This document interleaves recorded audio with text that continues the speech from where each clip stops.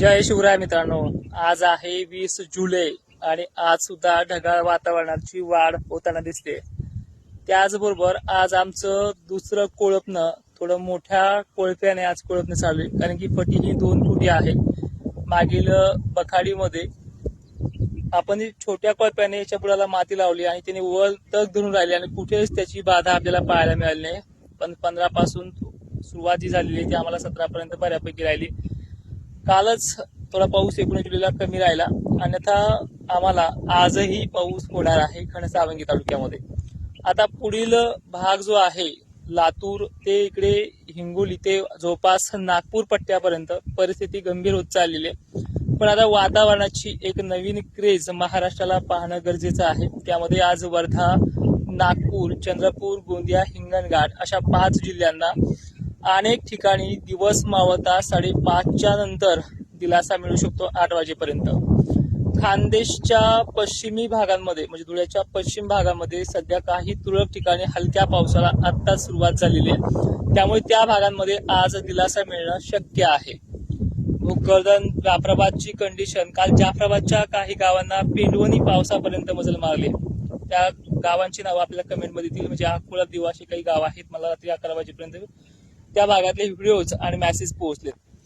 आज चिखलीचा आणि आज आणि उद्या ह्या 2 दिवसाच्या कॉम्बिनेशन मध्ये चिखली, खामगाव ते शेगाव पट्टा आणि अकोल्याच्या मूर्तिजापूरचा जे अमरावतीचा भाग आहे या भागापर्यंत मजल बऱ्यापैकी राहील.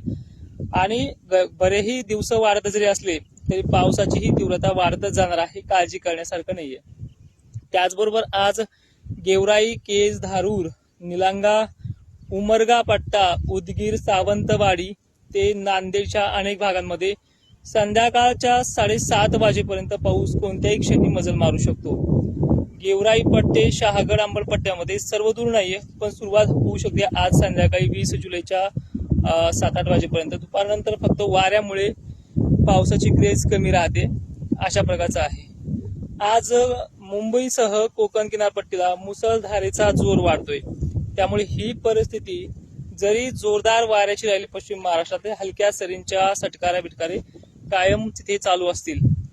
त्यानंतर प्रभाव जो आहे आता दक्षिण महाराष्ट्राचा, सांगली, सोलापूर मध्यम जरी असला तरी कोल्हापूर, सातारा, ठाणे, पालघर या जिल्ह्यांमध्ये आज वाढ होणार आहे. वाढ दुपारी 2:30 ते 3च्या पुढे ही वाढ असेल आणि मोठ्या प्रमाणात ही वाढ असेल. त्यानंतर अनेक भाग जे येत आहेत मराठवाड्यातले, विदर्भातले, हे बरेचसे कव्हर होताना आपण पाहतोय. मागील 4 ते 5 दिवसापासून व्हिडिओचा जो काही आपल्याकडे डाटा मिळाला आहे त्याप्रमाणे बऱ्याच भागांमध्ये तो पाणी झालेला आहे. पण त्या पट्टीने अनेक भागांना तो समाधानकारक झाला नाही. म्हणजे बुरबुर, पेंडवणी इथपर्यंत मजल मारली, जो ऊन पडल्यानंतर 2 दिवसातही कमी होईल. पण सध्याचं चित्र पाहता जवळपास 1 ऑगस्ट पर्यंत पाऊस उघडत नाहीये. म्हणजे जवळपास 28च्या कालखंडामध्ये याचा जोर जो आहे तो आणखीन वाढणार आहे. 24 जुलै पासून ते 27-28 जुलैपर्यंत राज्यात एक सर्वदूर पावसाची प्रतिमा तयार होणार आहे, ज्यामध्ये विदर्भ सर्वाधिक जास्त पावसाच्या लढावरती असेल. विहिरीच्या पाण्याचा प्रश्न देखील 25-26 पासून मिटणार आहे. आता त्याला फक्त 4 दिवस बाकी आहेत. पण या 4 दिवसाच्याही आतमध्ये म्हणजे आजच्या आणि उद्या तारखेला आणखीन बदल होईल. आज ढगांची जी काही रेलचेल आहे ती थोडी मोठी आहे आणि आज वाऱ्याची गती जी आहे ती पाहायला मिळते जास्त.